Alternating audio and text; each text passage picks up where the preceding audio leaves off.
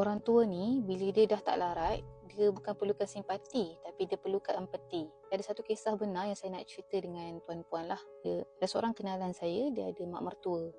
Bapa mertuanya dah meninggal 2 to 3 years ago.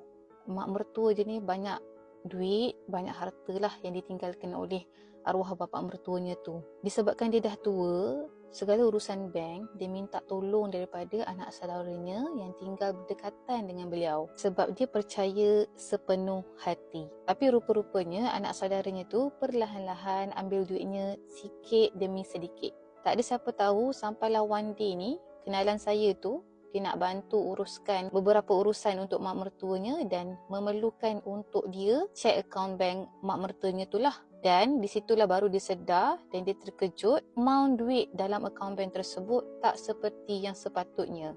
Lepas tu barulah kenalan saya tu bertindak dan dialihkan sebahagian duit simpanan mak mertuanya itu ke dalam simpanan emas lah. Sebab tu guru mas saya selalu pesan tuan-puan, simpan emas ni bukan kita nak kaya sahaja, tapi in the same time bagi orang kaya, simpanan emas tu adalah wealth protection juga. Bukan dari inflasi sahaja tapi dari manusia-manusia yang tamak.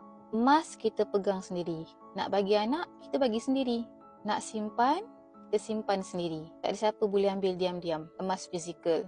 Dalam family atau kenalan tuan-puan ada tak kisah macam ni? Cuba komen.